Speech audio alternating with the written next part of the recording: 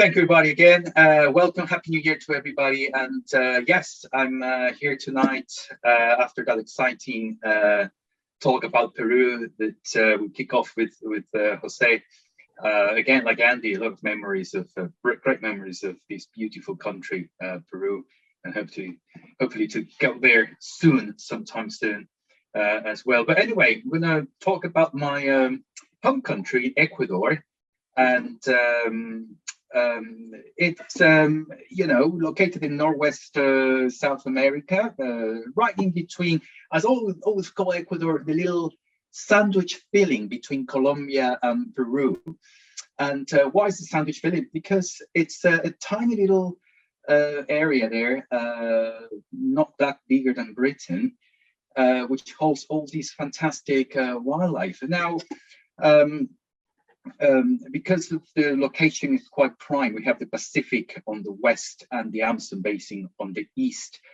Across the Andes, you can see the complexity in the Andes across Ecuador is not as complex as in Colombia or Peru. And this is the reason why it's a country where you can easily go from one slope to the other. I mean, I always say Ecuador is a kind of country you have breakfast in the Amazon, lunch in the Highlands, and dinner in the coast. You can do that in one day driving, which is an impossible task to do in either Colombia or Peru. So that's one of our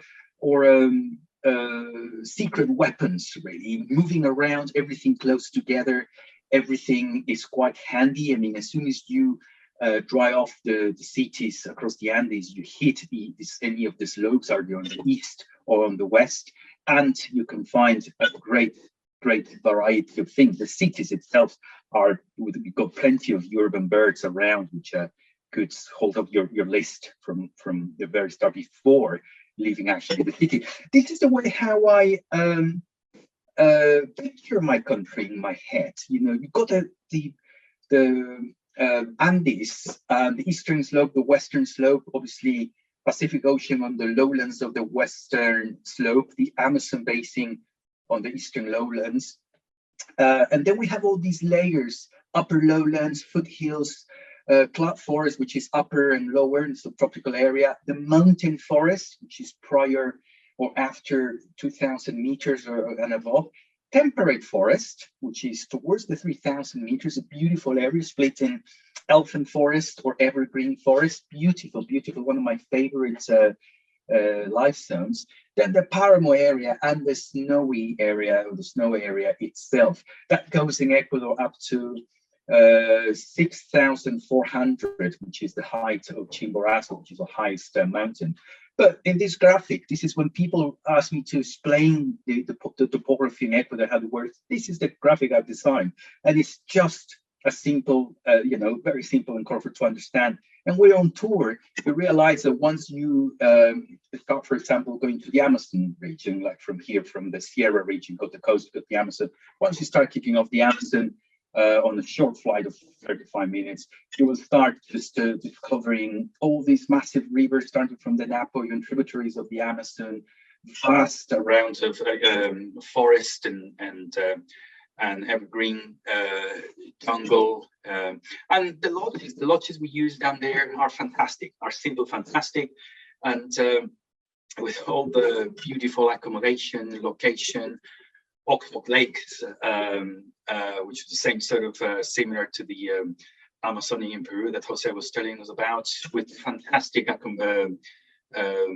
beds and rooms, and obviously the infrastructure around these beautiful lodges, canopy walks, tree towers, we can admire the wildlife much easier from the top. Obviously, along the trails, we'll be looking for other type of wildlife which are within the forest. But one of the best things to do in the Amazon is standing at the tower. We could spend hours there looking for fantastic wildlife, as we can see here. Lovely birds like paradise tanagers, ring woodpeckers in the photo, white-necked puffbird, arasaris in the photo is many bandits, but you can have loads of them, tons of them flying around non-stop, flocks of endless amount of birds, small and big ones. And we can spot also doing a bit of a meandering around the canals, can spot fantastic wildlife. Monkeys, you know, primates are fantastic in Ecuador. We have like 12 or 13 species of them around, and we normally get along with a lot of them. You know, these species easily seen. We've got here some night monkeys, picnic marmosets, redback, golden mantle towering, ecuadorial saki monkey as well. I mean, these are absolutely mind-blowing in this beautiful, beautiful area. Otters, neotropical, as we can see here, which is quite rare. We normally get to see his cousin, which is giant river otters. But neotropicals are quite rare. I'm always get really excited when I see one. And sometimes we can get them both in this area. Again, clay lakes are one of the things in the Amazon, one of the attractions. So you can see a lot of cetacids, which are all these parrots, colorful parakeets, macaws, and all that. And that's something, you know, fantastic to see. It's always a spectacle being there, sat quietly, listen to all these beautiful noises that they produce. It's just mind-blowing, mind-blowing. Then from the Amazon, after a good exploration over there, we move up to the highlands. But obviously, as I said earlier on, driving up from the Amazon into the foothills, lower subtropics and mountain areas, we can see all sort of jewels, completely different stuff, like hundreds of different new species, new landscapes, new vegetation. And this is where beautiful birds like this colorful black-beaked mountain toucan are found.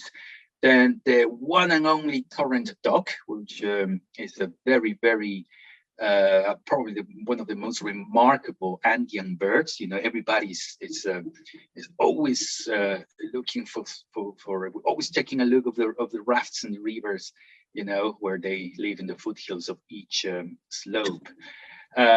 Once you reach some of the highlands, you know, the very first things we have the snow caps. We have like 27 volcanoes in Ecuador, and across the famous avenue of volcanoes, Cotopaxi, or Chimborazo is the highest, but Cotopaxi is always the main attraction, as it's right in the northern center, and it's really easy to see from especially from the northern areas, the most prominent mountain you can see in a clear day.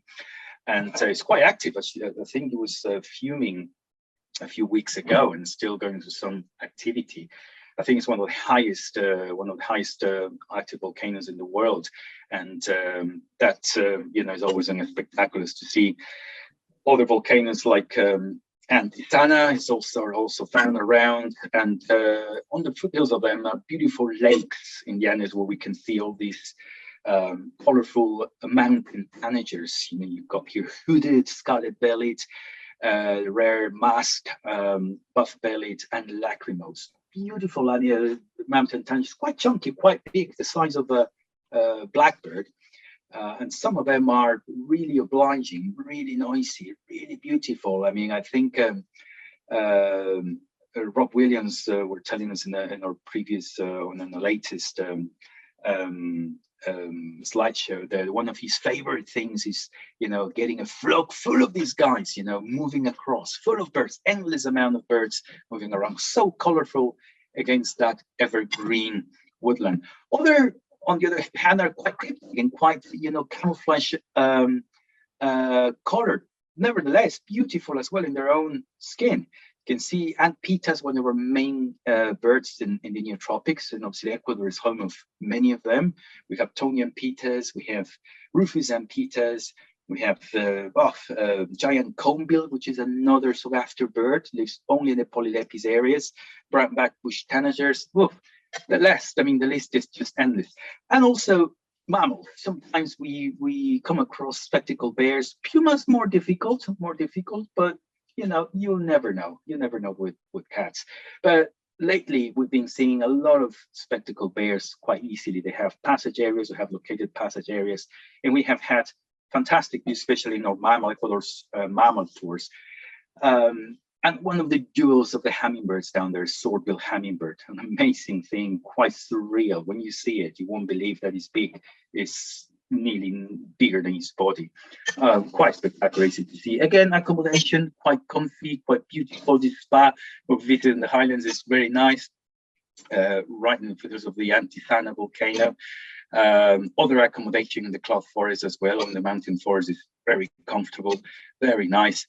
And then moving from the Highlands towards the western slope, or the coast region, the Pacific region, you know, going through interandean valleys with birds like this purple-colored woodcock can be seen, giant hummingbird as well. It's really easy to be seen there. And as you're ascending, leaving the interandean valleys, you get into this upper mountain forest and then upper subtropical areas. You know, the contrast and the variety of landscape is absolutely mind-blowing. Again, just short drives. I mean, from the interandean valleys in the Highlands, you get an hour's drive, and you are into this beautiful greenery gate, you know, this green gate into the western slope.